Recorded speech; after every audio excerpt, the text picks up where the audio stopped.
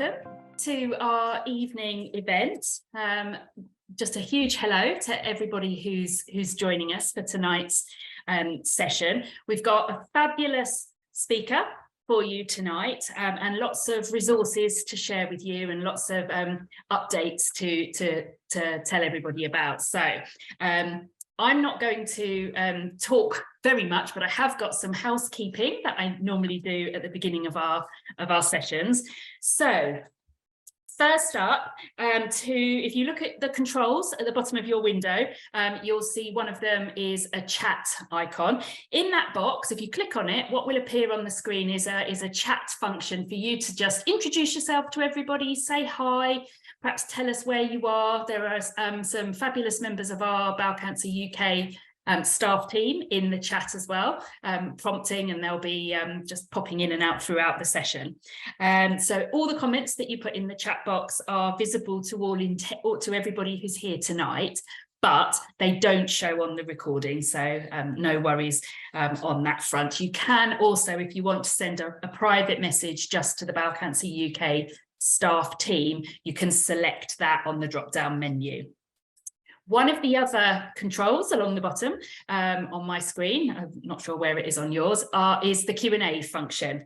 And again, if you click on that, that's where we would like you to put any questions that you've got for our speaker tonight. So please try to remember to pop questions in the Q&A box, because then I can see them and I can ask them to Harriet. If they go in the chat box, I can't see them. So questions in the chat, in the Q&A, please. And again, we won't read out any names when we're posing the questions, and it's not visible to everybody on the recording. So again, anonymity and confidentiality are preserved using both boxes. We are recording today's session, and we'll be emailing you the link to the recording after the event. It ends up on our YouTube channel for people to be able to watch again or share with anybody else that they'd like to. And as I say, we'll send that out after the event. There are a number of QR codes appearing throughout the event tonight. So if you've got an Android 8 or an Apple device, you can just point your phone camera at the QR code, and it'll take you straight to the website that it's designed to link to. If you perhaps are running on a slightly older Android phone, you might need to do that via a QR scanner app. If you haven't got one of those, please don't worry. We will also be putting all the links to all the websites that we're bouncing people off to in the chat and sending them around afterwards in an email. So you won't miss out on anything. It's just the QR code is there if you would like to.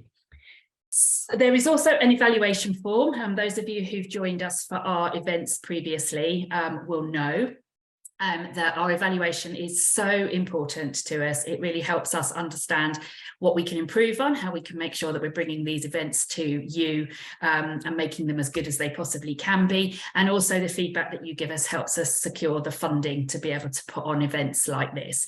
So towards the end of the event, the link to the evaluation form will appear in the chat box and also will be emailed around to you afterwards. So a huge please from all of us for you to fill out the evaluation form. That would be amazing. So time to warm you up, get you to do a bit of work. When we do these events, I love to know who we've got joining us and where from. So in a moment, a poll is going to appear on your screen, and we're asking you just to tell us where in the world you're joining us from. Let's see if we can get Four Nation coverage I can see coming through. I'll just give a few more seconds. Lovely, and we can have a look at those results. So we can see we've got lots of people from England, but we do have Scotland, Wales, Northern Ireland, and outside the UK represented. If you are the person outside the UK and you haven't told us already, do pop in the chat where you are and welcome. And following up question is, we also really like to know how many of you. We know that sometimes it's just one person watching, but we also know that sometimes you might be joined by others. So if you could just take some time to answer these questions. How many people are you watching with? And if you're watching with somebody else, who are they?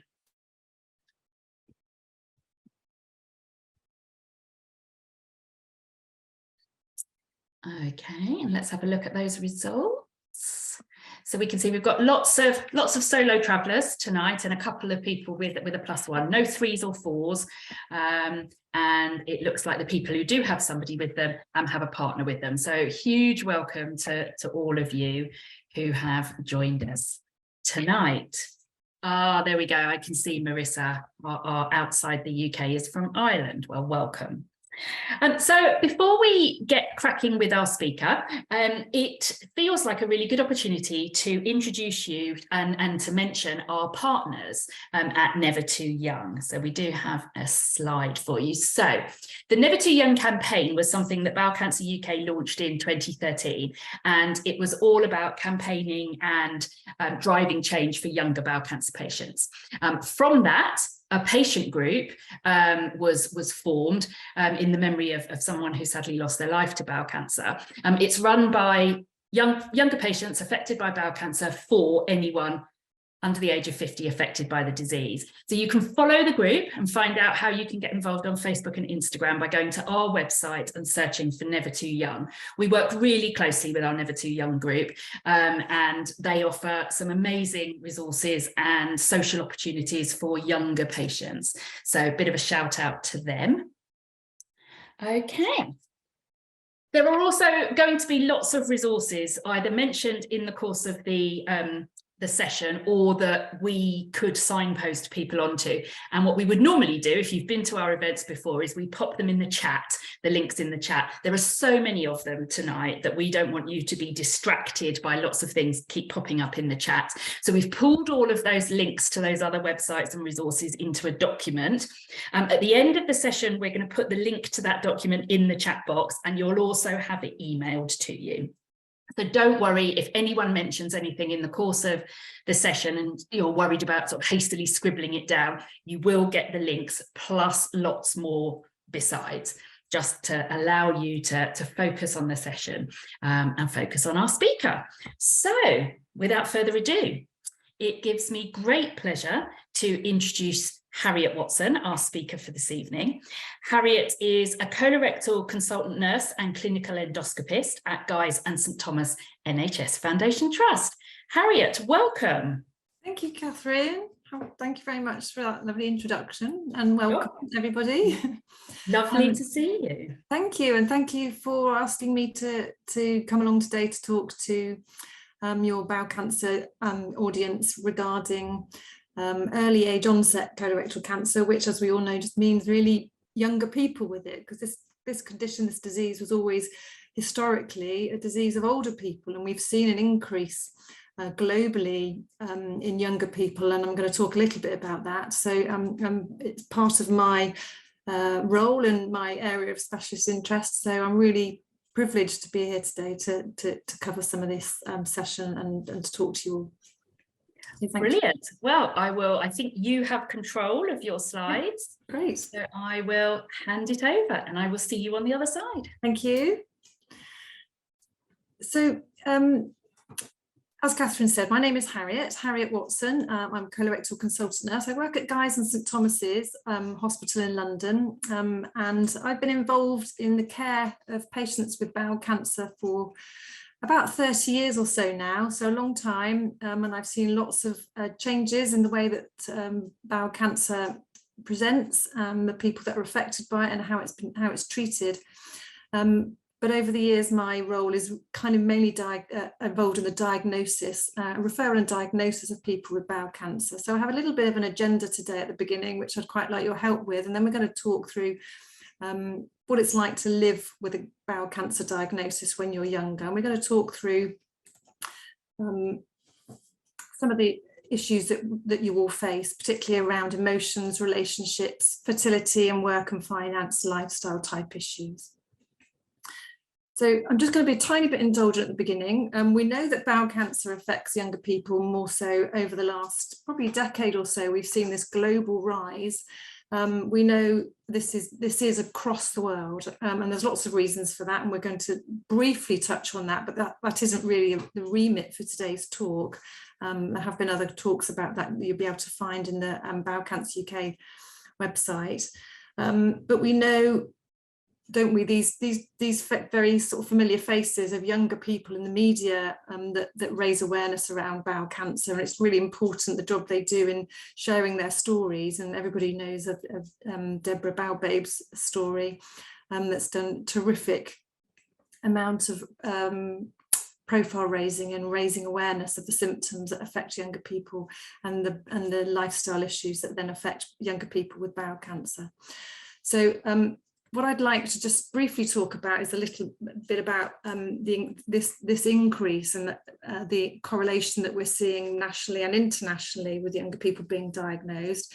And we know that younger people do face a slightly different, more diverse set of issues. And the support networks have always been in place for older people, but less so for younger people. And this is what we want to help Bowel Cancer UK and other agencies raise the profile of. And it's people like you guys listening here today that are really helping us to do that. Catherine talked a little bit about the Never Too Young, and there was an incredible campaign in 2020 where over 1,000 young people were asked about their experiences of bowel cancer, and you'll be able to find that on the website also. And they gave their kind of experiences of what they went through when they were diagnosed. We're not going to go into, again, the remit of this talk isn't really about that, but I just want to touch on it because it's important. And this gives a bit of a summary to some of the issues that cropped up in that survey. And that's kind of my area of interest, is, as I've mentioned, is looking at the referral and diagnosis and what causes the delays that we see in younger people. And we know there are several areas within the healthcare system that can prevent younger people being diagnosed in the most timely fashion. And some of it's about knowledge, some of it's about public awareness, some of it's about GP awareness or any gatekeeping healthcare professional. It's not always GPs. And then it's about the system, and what is it in the system that's not helping, that's making, causing these barriers, and maybe making people, younger people, have a delay to their diagnosis. So to that end, we've got another little poll that I'd like you to help me with, if that's okay. Is that available? Thank you. So I wonder if you could tell me what best describes your situation, so that we know who we've got within the audience. You've kind of mentioned whether you're here by yourself or with your partner, but it'd be really helpful to know where you're coming from tonight, whether you are the person that was diagnosed or whether you're here with or on behalf of a family member, or whether indeed you're just here because you're worried about bowel cancer or you want to find out a little bit more. That's really helpful, thank you. So most of you here have had a diagnosis of bowel cancer, or you're going through that right now, or you're the partner of with one healthcare professional. Welcome. That's great. So the next question I'd quite like to ask is a little bit about if you have a bowel cancer diagnosis, did you feel that there was a delay to you being diagnosed? What was your perception of how you were diagnosed in terms of time?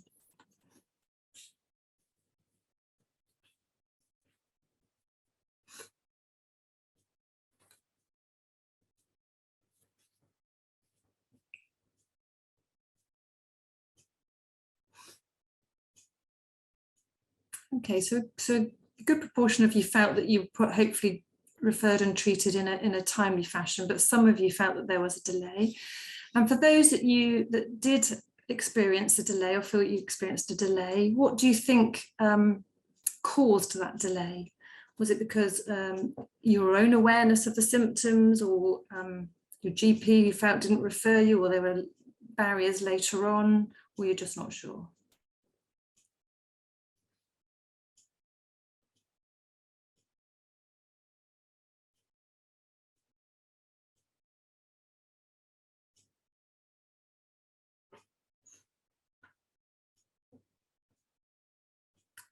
So that's really helpful. That's really helpful. Thank you. So some of you didn't know the symptoms of bowel cancer, and you didn't feel that maybe your symptoms could be related to anything serious. Some of you experienced a delay with your GP, and some of you with the hospital. Well, thank you. That's really helpful. And we're doing lots of work around how we can avoid these delays. So, that kind of information directly from people that have experienced it is fantastic. So thank you for that. So let's just talk a little bit more about the context of the slide. So I'm just raising this awareness of this recent article that was in the Lancet earlier this year. And the Lancet is a very high profile medical journal. You may or may not be aware of it. But the fact that this was in the Lancet, this article, which talks about the rising tide of early onset colorectal cancer, means that it's being taken very seriously, and that we are now seeing that everybody is paying attention to the fact that younger people are being affected by this condition, by this disease.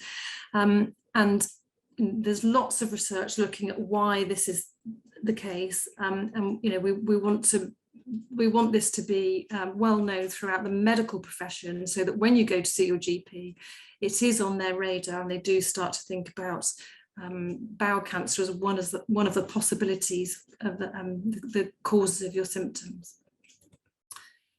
So a little bit about the risks associated with bowel cancer, and young people face the same risks as everybody else to some degree, so that the things like smoking, obesity, increased intake of red meat, not enough fibre, too much alcohol, they're the same for everybody. But the unique factors to younger people seem to be more sedentary lifestyle.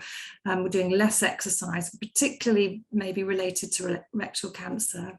There is some evidence coming out from the States which is increasingly showing that a high intake of sugar sweetened drinks, so not necessarily diet or zero drinks, but those that are sweetened with sugar may be contributing to the risk, along with highly processed convenience foods, which kind of fits in with that, and the westernized diet of that processed food. So those are the factors that maybe are related specifically to younger people. And of course, there's the genetic risk that comes up all the time. But it is just 25% or even less people with bowel cancer aged under 50 that have a very definite genetic predisposition, so a genetic risk to a condition such as Lynch syndrome. You'll be able to find out more about that on the website, Bowel Cancer UK. But additional to that is just having a family history, not necessarily a genetic condition, but a family history of bowel cancer or advanced polyps, because we know these advanced polyps become cancer. They start off as a polyp and turn into cancer. So all of these factors are things that are really important to be aware of for us. So as I mentioned, younger people do face unique challenges in terms of being diagnosed with cancer, and it's important that that's recognised, because you come into hospital, maybe people dealing with you may not have seen that many young people, but it's certainly increasing, as we know.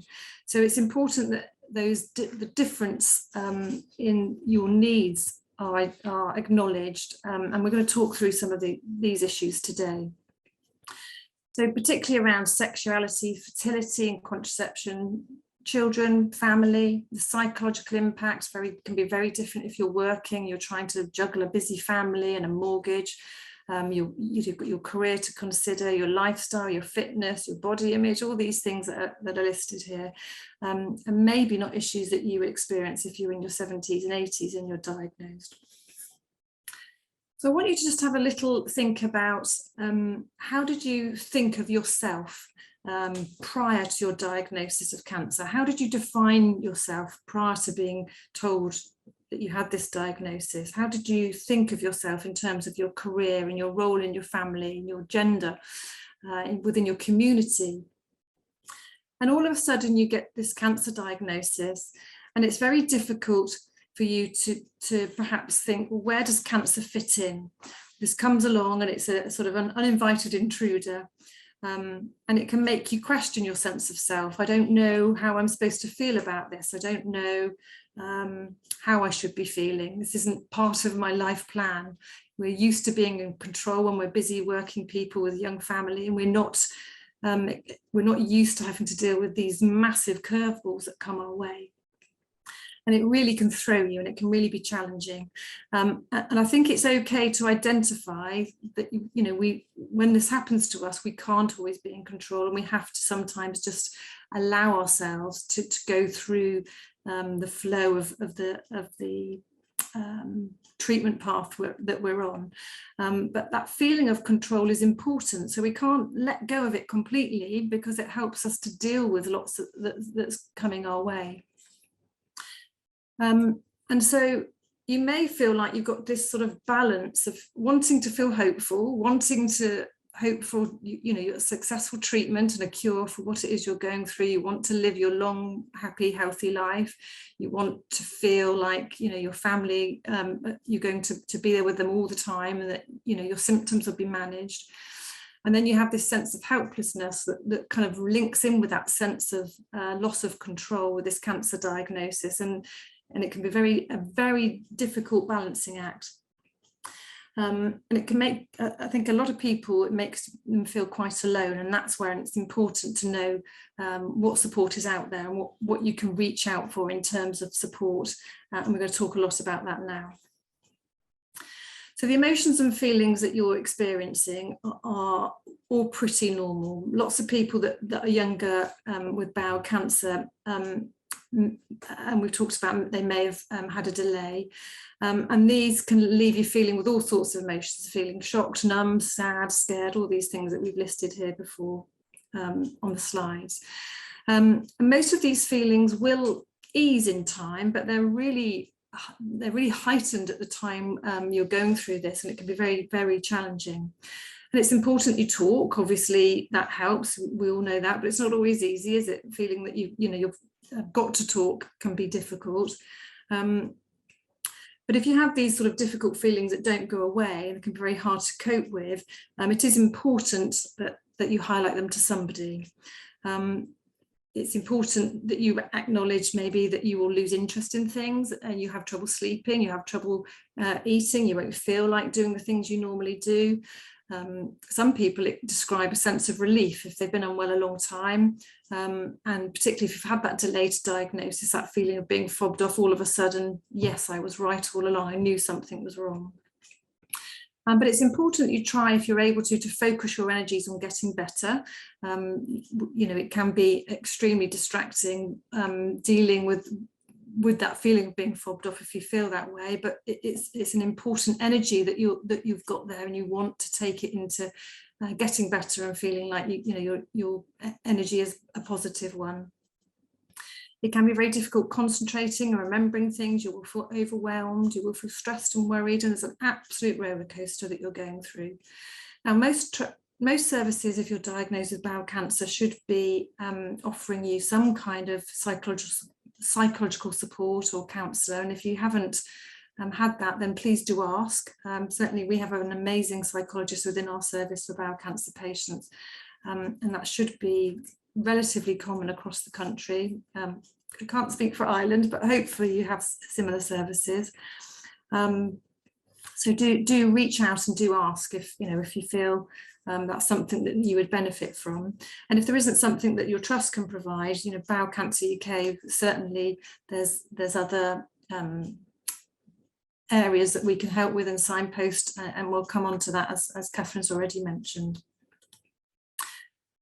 I think, as we mentioned before, it's very usual to have these feelings. The diagnosis of cancer and coping with the treatment is very stressful. Following the treatment, there may be issues that affect your relationship. We're going to talk a lot about your libido and sex drive, and how your body can change in terms of having a stoma or a surgical scar. You'll certainly potentially feel very different about yourself. And you will want to talk that through. You may feel that you can't talk to your partner. You may feel that that's something you're very embarrassed about. And I think that's why it can be helpful to talk to your clinical nurse specialist or your doctor about it. Don't feel that you need to be embarrassed to talk about it, because we're dealing with it all the time, and we want to know what it is that you're experiencing so that we can help you. The impact of cancer on your personal relationships absolutely shouldn't be underestimated. It's a huge, huge deal. And cancer brings massive challenges. Your partner, if you have one, shares the world you live in, as does your children, your parents, your siblings, your friends. So they want to help you. They'll be experiencing some of the similar distresses that you are. And these relationships are truly tested. Stress levels can build. You're going through these changes that are impacting on your daily routine. Things have to change. You're going to lots of appointments, lots of scans, lots of follow-up, lots of maybe chemotherapy, etc., etc. All of your normal routine has been completely disrupted. The roles within the relationship may change. The dynamics may change. It may go from being an equal partnership to a patient-carer relationship, which can bring its challenges. And it's important to identify that that is, for now, how life is, but it will change and it will come back to that sense of balance. You will feel very tired from your treatment, and this will affect potentially your ability to have a physical relationship. You may feel that that's less of a priority, and then there's potential issues with feeling maybe rejected, less sexy. You just don't have the sexual confidence that you had prior to your diagnosis, and this is all absolutely normal. And the important thing, as we keep saying, is for you to identify this if you're able to, and to talk about it. The feelings of being shocked and scared and concerned for each other is very common, and it's important to remember that you're going through this as a family, and it will have an impact on all of you. We all know it's good to talk, to share problems, and it's tempting to hide your fears and protect one another and to not talk about it.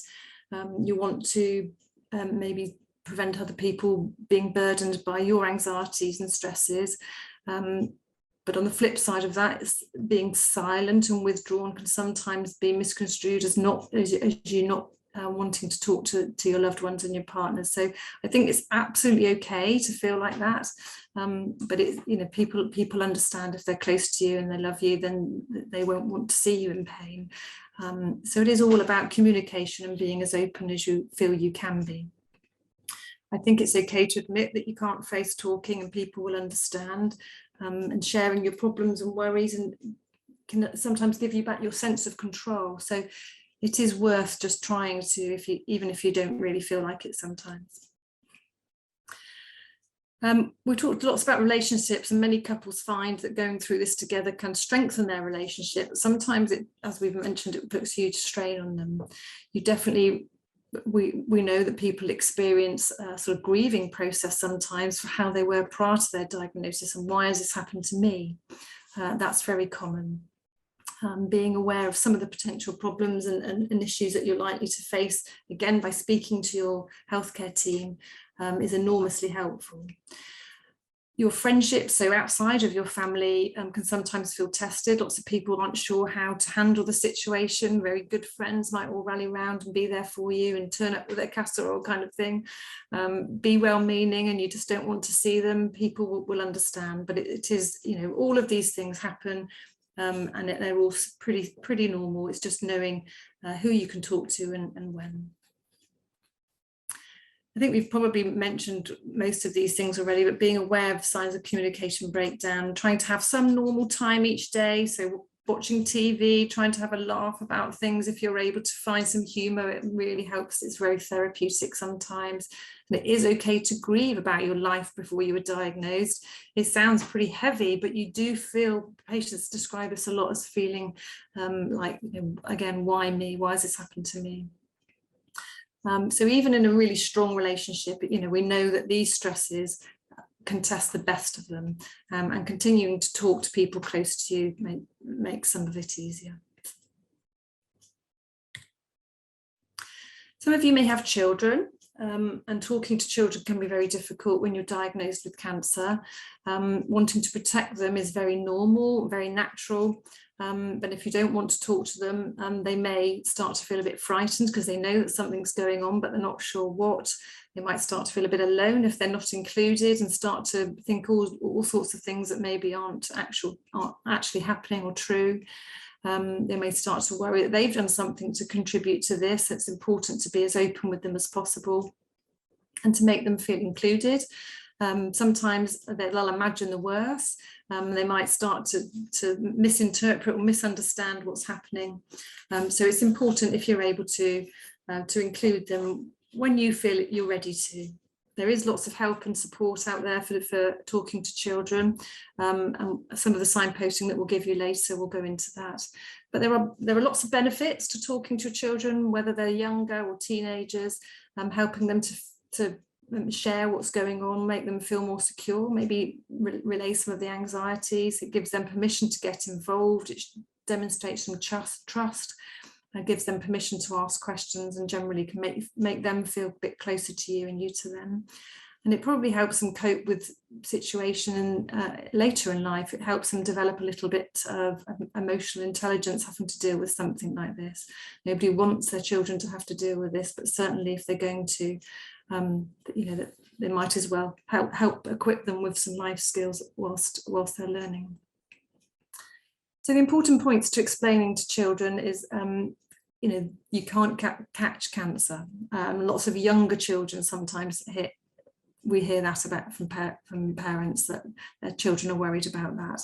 It's nothing they did that caused it. It's not a cold and you can't catch it. And there will always be somebody here to take care of them if they get very frightened about what this cancer diagnosis means for them. Obviously, smaller children, will just be thinking about their own world and their own being. So it's important that that's acknowledged, and they just want to know that there's somebody there that can listen. We'll talk a little bit more about relationships and intimacy, and it is an important area. We touched on it briefly earlier, but having an intimate relationship doesn't change just because you have cancer or you're having cancer treatment. It's absolutely okay to feel less interested in sex, and it doesn't mean that you won't feel better once your treatment's completed. Most people during treatment aren't interested, but some people are. And it's about chatting to your partner and considering other ways of being intimate, and being close to one another. It is fine to have sex while you're having cancer treatment, but there are some considerations, and these are some of the common questions that we get asked. So the main issue is about conceiving while you're on treatment. So it's important that protection is used, particularly during treatment, just because of the potential damage for a baby developing normally whilst you're on chemotherapy. You will definitely have some impact on your libido, just because at times you will feel very tired, and that's very normal. Some of the side effects from your treatment will probably help you, make you feel very unlike being sexy and getting intimate, particularly if you're suffering with tummy pains, nausea, diarrhea, mouth ulcers, the things that some people describe while they're going through chemotherapy. So talk to your partners, make sure that they understand. They will want to support you. Most people find that that's the most helpful thing is, as we keep saying, is talking. If you've had pelvic surgery and radiotherapy, sometimes there can be some effect on the nerves that control your sexual function. It's really important that this is discussed with you if it's not been already, if you've had low pelvic surgery. So your surgeon will hopefully, and your specialist nurse will hopefully have gone through this with you prior to any treatment. But if they haven't, please do ask about it, because there are treatments that can help, and there are certainly it's certainly an important area for you to raise. Fertility is another big question that gets asked, particularly for patients going through chemotherapy treatment. And we know that bowel cancer treatment does carry a risk of infertility for both men and women. So do ask your cancer team what your potential risks are when you're diagnosed.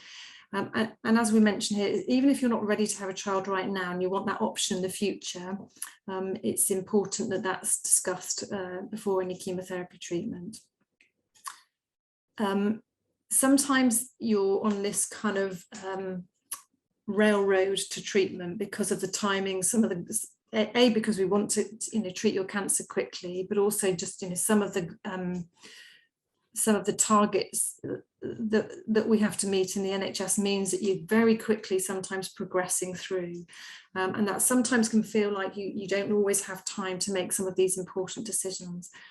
So do try and take a step back with your healthcare professionals, with your nurses particularly, and just say, look, I've got these things are bubbling in my head and I just want to talk to somebody about it. And very, very definitely fertility is one of those questions where you just need to give it some headspace. If you're in that age group where you want to think about your future and you don't yet have children. So that's a really important consideration. I'm not necessarily going to go into all of these in detail, but you'll have access to all of this information. There's lots of signposting later on, as we've already mentioned. But knowing whether or not your particular cancer treatment will affect your fertility is really important, because it can affect the way that the sperm and the egg are developed. There are options for both men and women in terms of fertility preservation. And whether or not chemotherapy can be postponed in order to have fertility treatment obviously is very individual. So answering specific questions can be a challenge in this kind of session, but it is important that you raise it, because it is certainly something that most chemotherapy units will be talking to patients about every day. In terms of men for sperm freezing, certainly that's a possibility. You may have heard about it, read about it. There's lots on the websites and lots of the signposting that we're going to give you. But it can be, sperm can be stored for up to 55 years. So, if you're in your 20s and you're having chemotherapy treatment, you can have that organised by your team. Most hospitals will have a fertility service that you can be referred to. So again, ask for that and they'll give you some fertility counselling specifically to meet your needs. So we're going to jump on to work. So lots of you will be of working age, and you will be having to think about how you tell your employer or your colleagues, and that can be very difficult. It is important that your employer knows how your cancer diagnosis and treatment affects you and your ability to do your job. We hear a variety of stories from employers, and most of them generally are supportive, but it does depend who you work for and the size of the organisation that you work for. Smaller employers are equally as supportive often, but they have a different set of needs in terms of their business and covering for you and your role. So do be as open with them as you feel you can be. And there will be, most workplaces will have some kind of support they can offer you in terms of occupational health support or occupational health nurse. Again, there's lots of help online, and Young Lives versus Cancer Care website have a professional team that can help you with some of these issues around your job and your career. So have a look at that. There's a National Career Service helpline, again, which helps you if you're struggling with a diagnosis and balancing that with work. And there are some online advisors, or you can use the helpline. And that can be to do with work, education, speaking just to career advisor if you feel that cancer has taken away some options for you from work point of view. So, do follow some of these links if you feel you're struggling in that area. If you are working, some of the questions you might like to think about are how your employer can help support you. How much do you need to tell your employer will depend, as I've already alluded to, on what it is, who it is you work for and what it is you do, how sympathetic you feel your employer may be. You certainly have rights, and there is laws around discrimination. So, there's lots for you to read about that in some of these websites that we're directing you too, as well as looking for a job if you're out of work, and some of the financial benefits and help that surround if you are having money problems. And most hospitals and cancer centres will have access to some kind of medical social worker for you, or a benefit advisor that can help you if you'd rather have somebody chat to somebody face to face. Going back to work after treatment can be challenging. Some people feel very anxious about that, and they feel that returning to work is not something they yet feel ready to do, and the timing of that has to be very individual based on your conversations that you've had with your employer. Some people return to work during their treatment if they've had their surgery and they're then having chemotherapy and they feel well enough, or they can work from home and can juggle their hours that way, then that's fine to do so if you feel well. There may be that you can have a phased return back to work. And not necessarily do the hours that you were doing before, but start to negotiate how you will build up to that once your treatment's complete. As we mentioned, but it can be very daunting going back to work after you've had treatment for cancer. You may feel different, you may look different, people might ask questions that you're not comfortable with. So if there is a trusted colleague that you can confide in and you can meet up prior to returning to work, that's often helpful. We've probably mentioned most of these things, but talking to your manager in advance is a good way to start. If you're thinking about going back to work, most of you may have access to a representative from a union that will help you if you're having difficulties returning to work in terms of flexibility of working with your health needs. But certainly, as we've mentioned, there should be an occupational health department, and bear in mind that that employers you are protected by law in terms of employment law. Work, finance, it's kind of all tied up, but you may well be struggling as a result of your cancer treatment with your bills and your finances, particularly in the current climate. Everybody's got these pressures, but even more so if you're having to go through cancer treatment and you're not able to work and have an income in the same way. Mortgage companies, etc., can be fairly sympathetic in terms of taking a break and stopping some payments for a while. If you're on benefits, then do speak to your housing officers, because there are other breaks and grants that you may be entitled to in terms of help with your bills. And there's certainly some help on the Macmillan financial guides, as alluded to there. And there's some grants that sometimes you can apply for if you've had cancer that will help you with some of your domestic bills. So do look into that if you feel that you'd like it. So just closing up then, I think that all of these issues are crucial. Lots of them are relevant to younger people as well as their carers. Once you've gone through your treatment and you're starting to think about how you can start to integrate normal life again, the things that you'll need to bear in mind are your diet. You might not feel much like eating normally again whilst you're on treatment. There may be issues with your appetite.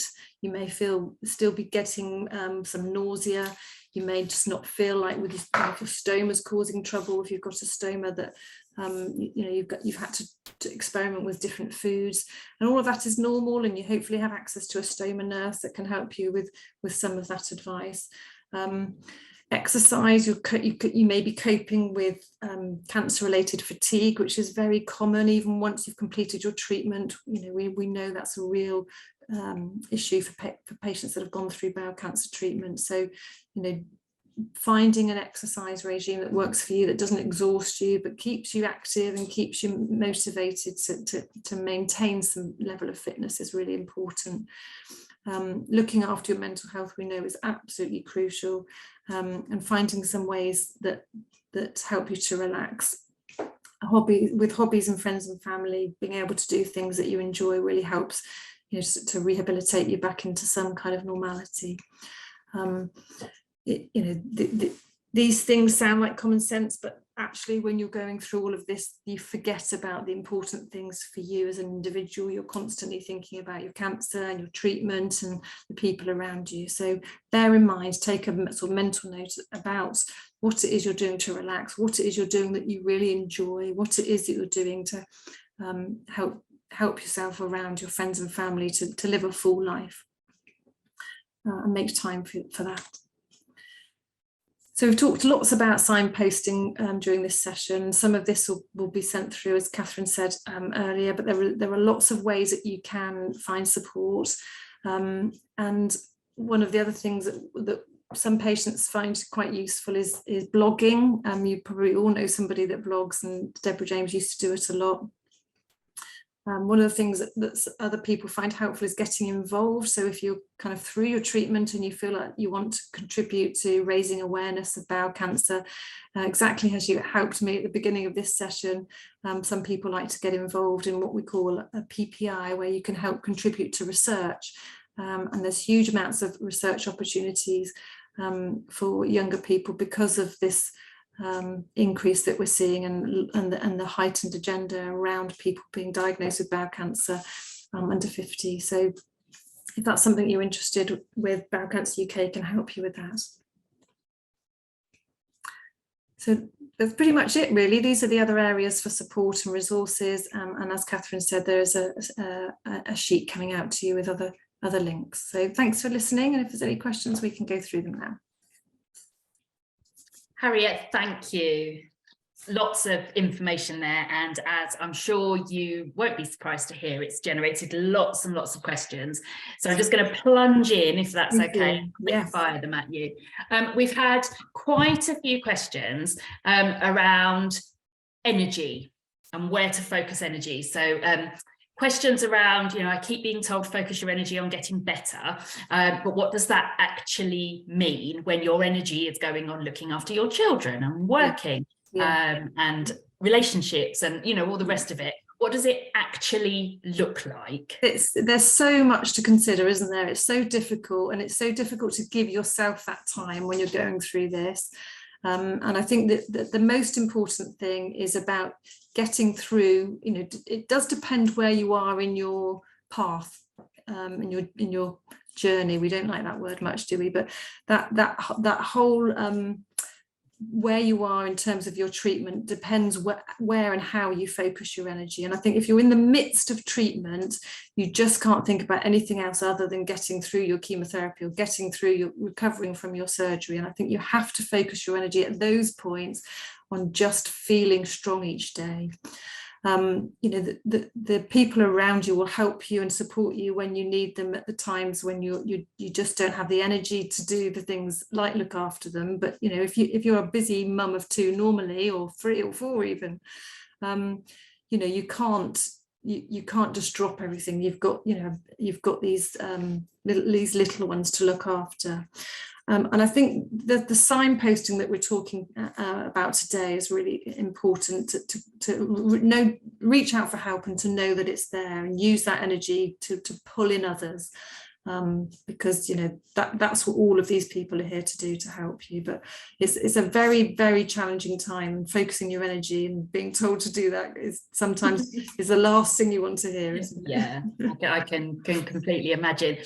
Following on from that, we've had somebody who asked a similar question, but who said they've actually found exercising really helps them keep their energy levels up, and they're trying to go for a run regularly and walk a lot. And they were wondering whether or not there's any specific cancer patient focused sort of classes or courses, gentle exercise programs that we could suggest. And I wasn't sure if any of your signposting might cover that. I'm not sure if it specifically covers that, but I have that I do know of some, and I will put, if I send the links to you, and we could submit that. I know of some physios that have done cancer recovery type programs that you may be able to access. Certainly we've had them in our hospital. Whether they're more widely available, I'm unsure, but let me find that out for you, and I can send a link through to Catherine that can go on the website. But yeah, I mean, I think gentle physio is particularly after surgery and getting back to normal. There was a lovely video of physio doing some ballet with somebody who was a dancer. I can't remember the lady's name now, but you know, if there's an area that you like to exercise, an area of exercising that you commonly do, then use that as part of your recovery. Don't think you've got to do traditional physio. You know, if you like to do gentle dancing, do gentle dancing to get yourself better. Yeah. And I've worked previously with an organisation called Can Rehab, and so they train fitness instructors and sort of not physios, but sort of, you know, instructors in gyms to actually run programs specifically for cancer patients. Gym. I've heard of gyms doing similar programs. So just ask at your local leisure centre if there's anything, that kind of thing. Swimming, if that's something you feel that you can want to do, that's relatively gentle. And then there's things like mindfulness. You know, they really help you to just take a bit of time out and sit and gentle yoga. You know, anything that's relaxing is massively beneficial. Brilliant. Okay, we've had again a number of questions around that sort of, when people ask me, what do I need, what can they do for me, not knowing what to say because you're not really that sure yourself what you need. So we've got a number of people who've said, I'm not really very good at asking for help normally. And all these people are being really lovely and asking me, but you know what, I don't know what to say. I don't know what the answer is because I don't know what I need. I think it's okay to say I don't know, just I don't know what I need, but thank you for asking, and please just keep asking, because I may know what I need in a couple of weeks' time when I'm a bit further down the line. And please keep in touch. I think you just let that person know that you appreciate that they're thinking of you. I don't need a casserole right now because I've got really bad nausea and I don't feel like eating, but please do ask me again in a few weeks' time. Or, you know, it may just be that you don't want people asking you that, and that's even more difficult because people mean well and they don't want to, they don't want to feel like they're upsetting you, but sometimes you just get, too much, don't you? And that can be challenging also. So I just think you're allowed to be honest. You're allowed to use your diagnosis to allow yourself to be honest with yourself and other people. Definitely. And I think as you've touched on it there, as well as saying what you do need, it's perfectly fine to say what you don't need. Yes, definitely. Nothing worse than, I imagine, people turning up with food when exactly it seems to be the response that so many people have, and they're obviously well-meaning, but it's so common, and sometimes you just don't want that, and it's okay to say thank you but no thank you. Coach yourself to speak definitely. the truth. I think that's fine. And so we've had again a couple of questions around people who are feeling anxious and depressed after treatment. Yes. So people who've got to the other side and are then experiencing So A, is it normal is the question, and B, what support's available? So that it's very commonly recognized that once you complete your treatment, you kind of there's lots of research done into the sense of abandonment.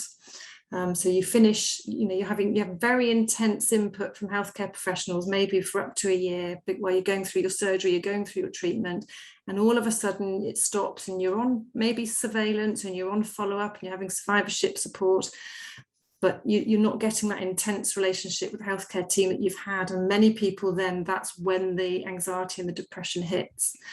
And I think you acknowledge it. You just think, wow, what on earth have I just been through? It's not until then that often people take a step back and think, I've just been hit by a bus. It's a massive deal. So if you feel it's become quite pathological in that it's affecting your daily life, then it's important you do let your GP or your clinical nurse specialist know, because there's lots of support there. But absolutely the first step is just acknowledging that it's normal, and that most people that have cancer go through these feelings. And that very often it does settle with time. But if it's something that you feel you can't talk to your family and friends about, and do please just talk to somebody, one person, that will make a difference. Brilliant, thank you. And we've had a question about gaining weight whilst on treatment, and the impact that's having on not wanting to go out, not wanting to meet anyone, because people are shocked, so they can't really hide it. You then have to explain. So we're sort of, again, I think this plays back, doesn't it, into that people talk about all the positive things you could do to make yourself feel better, but actually there are some really big barriers within that. If getting out the house because you're concerned about your appearance is one of those. So if you're gaining weight during treatment, because very often it's, so when you first said gaining weight, I thought you meant people having trouble putting weight on because of their treatment. Putting weight on because of treatment. Because of treatment, so because you're less active, maybe you've had some steroids, that kind of thing. Chemotherapy can sometimes cause a bit of weight gain. So I think the thing to remember is it's nearly always temporary. If it is specifically due to your treatment, once you complete your treatment, often your weight will rebalance and you will start to regain your normal weight again if you're back to a relatively healthy lifestyle. So if it is due to your treatment, then it's usually a temporary weight gain. And whilst it doesn't do much for your confidence at the time, I think remembering that that it probably will normalize once your treatment's complete. And then when you can be a bit more active, because that obviously is part of it sometimes, because you're not feeling well enough to go and maybe do your normal exercise regime. So bear in mind it will hopefully settle in time and you will normalize. Hang on in there. Yeah. Is probably what I think we've probably got time for one more. So there are a number of other questions that we won't have time to answer. So I just want to say to the people who've asked them, don't worry, we will reply to you. We will either ask Harriet them offline. Absolutely happy. Yeah, do I'm happy to answer them by email, etc. Lovely, thank you. But this is what happens after the 5-year surveillance finishes? If you feel unwell or you think something's not right, what do I do? Do I go back to my CNS or do I go by the GP? Yeah. So most hospitals that I've worked in, I think it's fairly standard nationally, will always allow any bowel cancer patient to remain on their books. So you might have finished your formal 5-year surveillance, but you'll still be having your regular colonoscopies going into the future. You'll still be able to contact your CNS team. So sometimes patients aren't aware of that, but if you've had bowel cancer and you've been under that hospital, it's absolutely fine to contact your CNS as you go through past that 5-year surveillance time frame. Some people prefer to go back to their GPs if they've lost contact with the hospital, or if indeed you've moved areas and you're not in contact with the same team anymore. But I think it's absolutely okay to contact the team again, even if you've passed your 5-year surveillance. Those anxieties are normal. Most of the time, if you're past your 5 years, it usually turns out to be nothing of concern. But if you get a bit of bleeding and you get a bit of bowel changes, inevitably you get anxious of what's all this again, and particularly if that's how your symptoms started in the first place. So yeah, just shout out to your colorectal cancer team, and they will be more than happy to advise you. Brilliant. Harriet, we could chat for at least another hour with the questions that we've got, but unfortunately our time is running close to finishing. So a huge thank you from all of us, everybody who's joined us, and the team, for your expert view, advice and input this evening. Absolute pleasure. I'm more than welcome, and please, if there are any questions I can answer offline, I'd be more than happy to. We will, of course. So just before we wrap up, there are just a few things I'd like to highlight and signpost people to and just remind you of. So as we've mentioned several times throughout this, there is going to be a link in the chat fairly soon and an email containing the link to a document with all of the signposting, all the other organisations that we've mentioned and that we can signpost you to. So you will get that, and you will get the link to the recording when it's been produced and uploaded to our YouTube channel, so you can watch it again. We also at Bowel Cancer UK have a number of resources available on our website that you might find helpful. So just a quick reminder that we mentioned the Never Too Young group. You can find out via our website how to find them. And then we've also got a bit of an information hub on our website for younger patients, which has got lots of information there about work, money, travel, and finances. So again, if you head to our website, you can find those resources there. So we also have, from the slide on the screen, some Facebook groups. So we've had a number of people asking, are there any peer support, patient to patient live forums that we can be part of. So we do have a number of Facebook groups. We have one for living with stage 4, one for caregivers, one for patients having immunotherapy, and one for those people who've had pelvic exenteration surgery. We have our forum. So if you haven't discovered the Bowel Cancer UK forum, I would advise that's the first place you go when you head to our website. There's thousands of people on it, and just offering advice, support. You can go on, you don't have to sign up if you just want to have a look and see what's happening on the forum and read some of the threads. And if you want to get involved, you just sign up, really simple to do so. And our younger people with bowel cancer chat topic is a thread specifically devoted to younger patients, and is probably one of our most active threads on the forum. So if you haven't discovered the forum, I would advise you to head straight there. I've mentioned before, we've got quite a lot of health information. We've got a younger patients hub on our website. We've also got an emotional well-being area on our website, plus all of our other bowel cancer health information around different treatments and recovery. So again, all available on our website. Some are available in print, and all of them are available for download. Just a bit of a shout out that for those of you who may be familiar, for the last few years we've been campaigning to persuade NHS England to lift a ban on treatment breaks for advanced bowel cancer patients, and that ban has been lifted. We've successfully campaigned for NHS England to change their mind, which now means that a large number of advanced patients have access to the treatment that they need, to the drugs that they need, without having to take a break. So thank you to anyone watching who's signed a petition and got involved with that. That's just been, yeah, a huge success for us.